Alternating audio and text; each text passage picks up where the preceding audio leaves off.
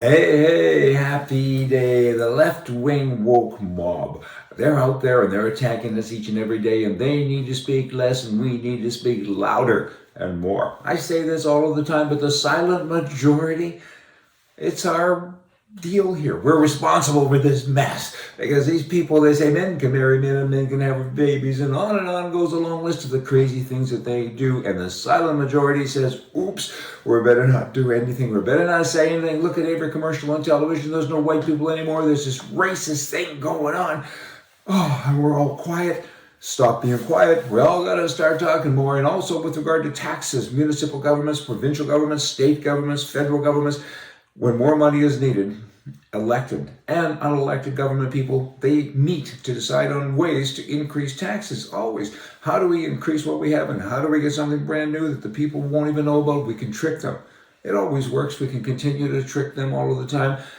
They need money, always, because they waste money. They're not good at it. Ask yourself this: if you had a business or have a business and you want to hire somebody, look at all the government people that you see all of the time in the news, and walk into a government building, people that you don't normally see, and ask yourself, would I hire any of these people to come home with me? Not very many. Not very many. And run my business? Not so much.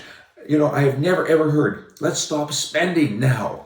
Instead, I always hear, let's tax some more now. I mean, you know what, in government, they kind of think that the citizenry doesn't deserve to have their own money, I guess, or keep their own money. It's not very nice. Hey, cancel culture, keep it up now. Cancel culture, it's kind of everywhere. Again, another left-wing thing. The silent majority speak up, yell, scream. I mean, here's a guy that wrote a letter to the Chicago Tribune, and I thought it was kind of cool. So I took some excerpts out of it. He sent this email to Clarence Page, who was a writer there, an opinion writer or something. It was with regard to the name change for the Washington Redskins. And he went on to say this: hey, to name a football team after Native Americans, it should make them happy because they're fine warriors. They should be happy, not sad. But I guess we can't offend, so, this political correctness and courtesy, we gotta move forward anyway. Let's ditch them. The Kansas City Chiefs, the Atlanta Braves, and the Cleveland Indians. Because of the reference to the name Redskins, it makes, it's about skin color. Then we need to also get rid of the Cleveland Browns. The Carolina Panthers obviously were named to keep the memory of militant blacks from the 1960s alive. It's offensive to white folk.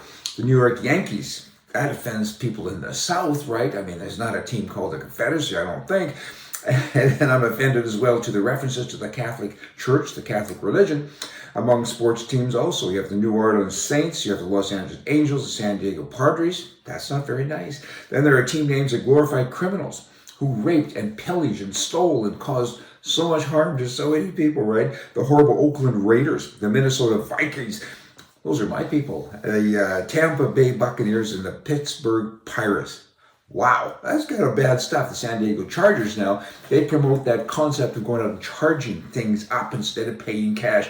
Our kids should know about that. The New York Giants, the San Francisco Giants, they promote, fat people, obesity, right? Giants. And a growing childhood epidemic is going on right now. I mean, that's a wrong message, so let's get rid of those names as well. Then you have the Cincinnati Reds. That kind of promotes the use of pills, I think. And Milwaukee Brewers, hey, you work on that one, and what do you come up with? Not nice stuff. Wow. Governments, cancel culture, left-wing people, they're all crazy. Crazy. Keeping up with crazy. Edmonton, Alberta, Canada. People, no matter where you live, you might know about their hockey team. Kind of a good hockey team, don't you know? But now we're swinging over to swimming pools. And now they say the people in charge, that doesn't matter what gender you are, you're now allowed to come and go topless. And the reason you should be able to do that is we do not discriminate on the basis of gender. We want everybody to be happy, and it's about gender identity and expression. You need to be able to do that. I think that's deep water, pardon the pun. I think they kind of need to look at some other things that might happen because of that. Could be some other things that they might not like so much. Canada, it's a disaster because of the left-wing mob that's running that country, my country. Very vexing. Over 2.5 million jobs have been disrupted. Entire sectors have been destroyed. Energy production is devastated. And in Canada, employment insurance, though, that's what you can live on, so they say, because they don't want anybody to work.